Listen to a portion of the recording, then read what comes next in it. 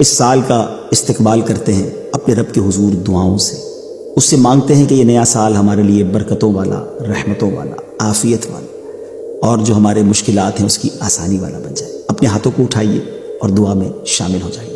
اے رب کریم، تیری مہربانی کہ تو نے ہمیں یہ سال پورا کرنا نصیب فرمایا۔ اے اللہ، اب تک زندگی میں جتنے ہم نے سال گزارے، جتنے لمحات گزارے، یقیناً اس میں بہت خطائیں ہوئی ہوں گی۔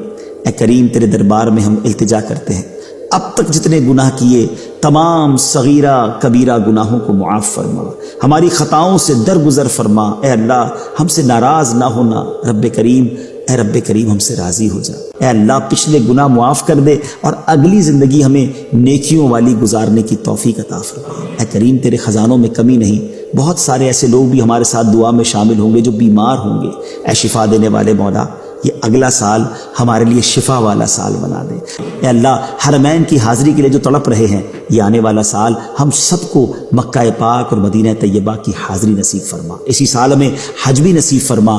اے کاش رمضان مدینہ بھی عطا فرما۔ نہ جانے دنیا میں کہاں کہاں تیرے بندے اور تیری بندیاں ہمارے ساتھ دعا میں شامل ہیں، بعد میں شامل ہوں گے۔ اے اللہ، ان کے اٹھے ہوئے ہاتھوں کی لاج رکھ لے، ہم سب کی جھولیاں بھر دے، ہم سب کی مرادیں پوری کر دے، ہمیں نیک بنا دے۔ اے اللہ، یہ آنے والا سال ہمیں 5 وقت کا نمازی بھی بنا دے، ہماری اب کوئی نماز قضا نہ ہو۔ اے اللہ، جو رمضان آئے اس میں ہم پورے روزے بھی رکھیں، ہم پر جب بھی زکوٰۃ فرض ہو ہم زکوٰۃ بھی ادا کریں۔ تیرے نیک بندوں میں ہمیں شامل کر لے، نیکیوں میں ہمارا دل لگا دے اور گناہوں والی زندگی سے ہم سب کی جان چھڑا دے۔ یا رب العالمین، تیرے خزانوں میں کمی نہیں، ہماری یہ ٹوٹی پھوٹی دعائیں اپنے کرم سے قبول فرما۔ اور اے اللہ، تیرے دربار میں یہ بھی التجا ہے کہ جب بھی ہمارا آخری وقت آئے ہمیں ایمان کے ساتھ، عافیت کے ساتھ مدینہ منورہ میں شہادت کی موت عطا فرما۔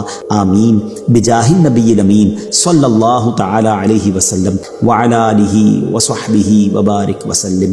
جب دم واپسی ہو یا اللہ، سامنے ہو روضہ رسول اللہ، اور لب پہ ہو لا الہ الا اللہ محمد الرسول۔